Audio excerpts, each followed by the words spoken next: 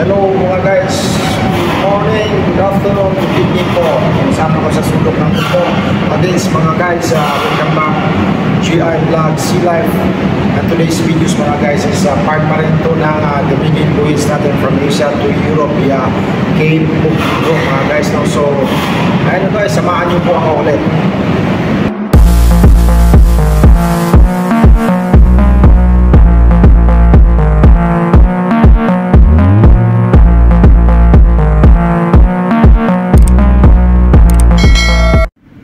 So mga guys, no, mga ilang days na rin kami nakaalis mula sa Singapore at today mga guys, no, may barbecue party tayo at ito mga guys, maglilitson kami ng baboy, no. So I think mga 20 kilos siguro or more or less 20 kilos itong baboy na to at yung nagbubuluntir pala nito mga guys, no, si ilang dalawa mga dalawa na yun, no, from ano yan, combination ng buhol at saka maasin lady mga guys. Tikman natin yung timplada nila mga guys kung masarap ba talaga yan mga guys, dahil sila yung nag-offer na sila yung na maglilitsyon mga guys, sila yung magtitimpla. So ayun mga guys, no, at ayan na mga guys, himay na nila uli yung ano nilinis nila mga guys at tingnan natin mga guys. So may lalagyan na ng ricados yan at tutuhugin na yan mga guys at sasalang na natin mga guys at yung ibang mga tropa mga guys sa itaas na at maghahanda na sila. At ito nga pala mga guys, so ito na yung ano mga guys, mga ingredients na ilalagay nila mga guys, no.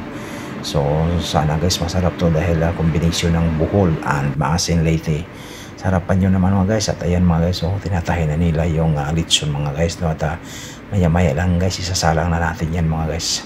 At maluluto yan mga guys kasi yung mag-start yung party mga guys 1700 5 PM mga guys, no, mag-start yung barbecue party natin mga guys, no. At first time ng barbecue to mga guys. At ayan nga mga guys, no, sinasalang na mga guys, dandahan sa pag-ikot mga guys at magluto rin mga yan. At ito pala yung mga guys, no, first time sa Dominion Buoys na nagpa-barbecue si Kapitan. At tamang-tama to guys, mga 1700 or 5 PM maluto na po to. At mag-umpisa na yung party mga guys, no. Tingnan na rin natin dyan yung mga ano mga guys, yung mga misa at mga upuan mga guys. At habang nag-iikot mga guys, sa kwentuhan, kaway-kaway dyan mga guys, at full force to mga guys, kasama din yung mga taga-makina dito mga guys, no, engine department, tulong-tulong kami dito. At ito nga guys, no, at yan yung fridge namin mga guys, yan yung lalagyan namin ng mga drinks mamaya mga guys, pag nag-umpisa na yung party. At may extension wire lang dyan guys at sasaksak lang yan para lumamig yung mga inumin natin dyan mga drinks, no. At dyan ang mga misa mga guys, sinanda na natin mga guys, no. At nakaready yan mga guys at maya maya lang mag-umpisa na at hanguin din mamaya yung lechon.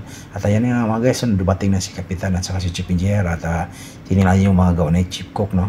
At ito mga guys, si Kanmate, shout out dyan mga taga Bicol, mga kaibigan natin sa Bicol, no. From Bicol po yan si Kanmate, uminom lang siya. At ito naman mga guys, magtapakiro mula sa Bohol mga guys, sa Batang Pasay ito. Yan, ngiti-ngiti dyan. Yan mga guys, sa kaibigan natin ang standby lang may umpisa yung party. At kwentuhan lang muna kayo dyan mga pugi, no. At may lang at yan mga guys, nakaredy yung baga ng lechonan.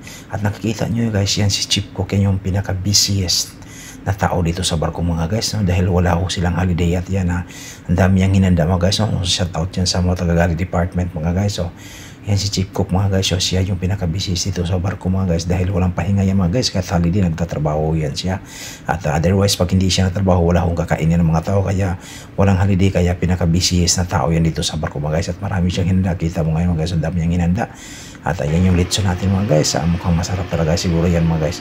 At dahil tapos yung party mga guys, ito naman back to hardcore tayo. At may inspect-in tayo ng mga tangke ngayong araw na to at naghahanda na yung mga papilis, mga dokumento mga guys, no. At ito yung ano mga guys, enclosed space entry na permit mga guys, no. May dokumento, bawal pumasok na wala mga dokumento, may mga checklist yan mga guys. So, at saka mga guys, standby person dyan mga guys, constant communication. At pinauna ko si OS mga guys, at susunod din ako dyan.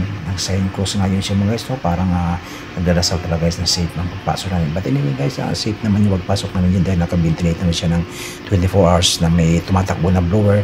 At ayun nga guys, pinasok namin dyan dahil napa-alarmahin kami dyan na sensor mga guys, no? Dahil nandyan yung build sensor ng kag-hold number 3, kaya kailangan mga guys, every month kasi yan pinapa-alarm mga guys. At ayun, bumaba na ako mga guys, no. At first time namin bumaba dito mga guys dahil nag-June na siya ngayong buwan na ito mga guys. At kaya pa-alarmahin natin yan mga guys. At ingat lang tayo dyan mga guys sa baba dahil mataas o malalim ho yan mga guys. At pagkatapos namin ang palaman dyan sa akit din kami. At ayun mga guys, so radio check muna tayo dyan mga guys, no, kung marinig ba tayo ng standby version sa taas mga guys. Radio check tayo dyan at narinig naman yan mga guys, diba? At ayun mga guys, lumabas na kami din, natapos na namin yung pagpaalam na bills doon sa baba mga sa sensor mga guys, no? At maya lang isasara din natin yan mga guys.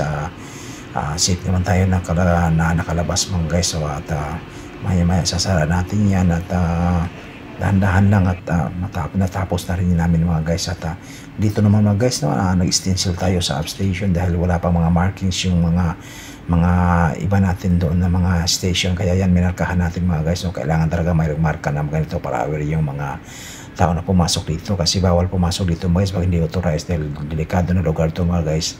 At ayun mga guys, maganda naman yung kinahinat na ng stencil natin mga guys, so readable naman. At dito pala ito mga guys, kailangan talaga mayroon dahil pag pumasok ka dito mga guys, kailangan ingat na ingat ka dahil yung ano pala mga guys, yung mga pag nasa puerto tayo mga guys, naka-auto tension yung mga mooring natin, sila automatic stop at saka automatic bila din siya mga guys. So napakadelikadong lugar, kaya nilagyan natin ang sign na ganito na para ma-aware yung mga iba na hindi masok dahil delikado. At ito mga guys, so nilagyan din natin ng mga dilaw na mga markers yung mga iba dito mga guys dahil delikado pag nadisod, lalo na during operation, mooring operation sa gabi mga guys, no? At least makita mo lang to dahil napakadelikado po mga guys, baka mapatid mo yan at madapa ka, delikado mga guys, no? At medyo may kalaparan yung mooring station namin sa upstation mga guys, no? Kaya markahan namin yun mga guys. Yan mga guys, no? At lahat ng mga pwedeng markahan natin guys, markahan natin para safe sa kayo mga guys pag trabaho tayo during mooring operation mga guys. At ayan nga mga guys, so medyo malapad siya, pati yung mga winches mga guys, nilagyan din natin ng inistis sila natin ng mga numbers mga guys, kasi wala pa talaga siya mga numbers, gawa ng bagong itong barko galing sa shipyard. At medyo may kalaparan siya mga guys, kaya kailangan may number yung mga number yung mga winches. At ayun mga guys, tuloy lang sa pagmarking mga guys. Matapos yan, medyo malapad kasi mga guys, maraming mga markingan dahil 61 meters yung lapad ng barko mga guys, no? At 400 meters yung haba, so medyo may kalakihan mga guys. Ayan, shout out yan sa kaya taga-Maasin yung tumira ng mga markings mga guys.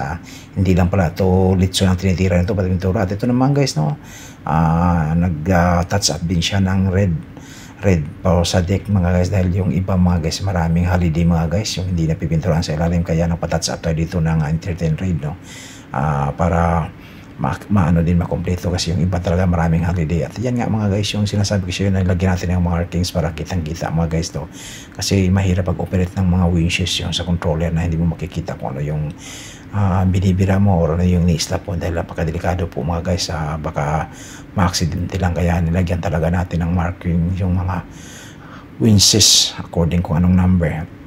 At ang napapansin nyo mga guys, no, dito mga guys, itong mga winch dito banda guys, medyo malayo na talaga to, hindi na makita pag nandoon ka sa kabilang control.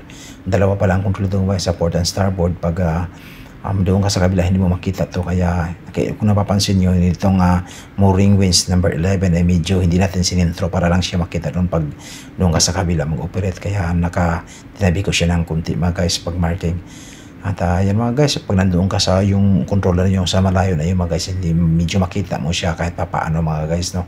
At yan mga guys, ito namang isang OS mga guys, pintura siya ng mga signal red sa mga fire hydrant bulb dahil wala pang mga pintura yung iba talaga mga guys, no, na mga hydrant natin. At yan talaga yung kulay niya dapat mga guys, is sa signal red, kasi yung mga iba mga guys, ang pinipintura galing sa shipyard is yung pintura din ng sa deck na pula lang, hindi siya signal red, kaya pinapinturahan natin yung at kagaya nito mga guys, parang pintura lang din sa deck. So actually mga guys, dapat talaga siya pula siya, kasi yan yung guys na hydrant siya. Yan pala yung pa guys na hydrant na yan, ikukonek yan sa cargo hold sprinkler, no. At ito mga guys, no,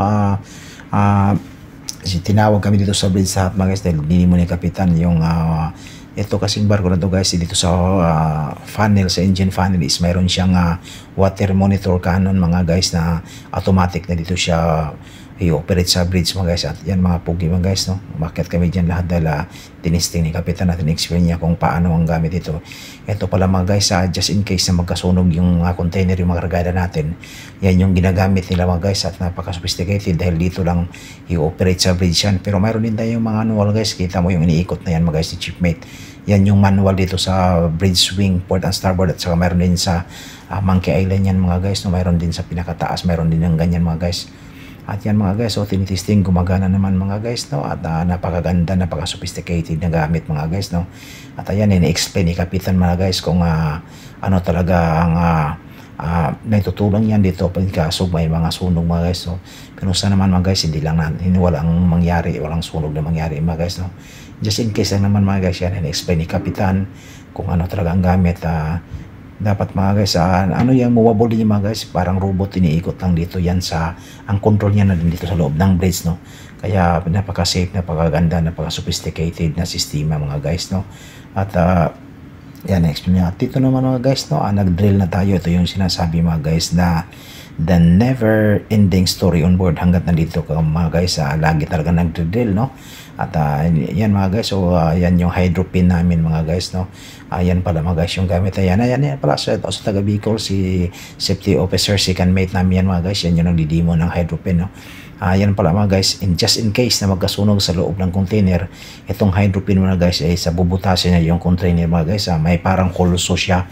Pag kinakabit mo yan mga guys doon sa sa fire hydrant, umiikot. Pag binubuksan na yung tubig mga valve mga guys, parang umiikot yung hulso mga guys, bubutasin yung container.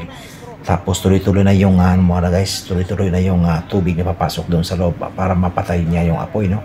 At napaka-sophisticated na gamit mga guys, no?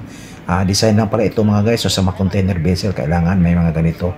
Medyo may kamahalan kasi ito mga guys, so at maganda gamitin mga guys, no? Dahil pagkakabit mo nito, iwanan mo lang, lalayo na kayo mga guys. Aside from that mga guys, mayroon din tayo mga water monitor system, no, na pang boundary cooling. Ipakita ko yan sa inyo mamaya guys. At yan yung ginagamit, nag-drill pala kami itong araw na ito mga guys, at dinimo yan mga guys kung paano gamitin, no?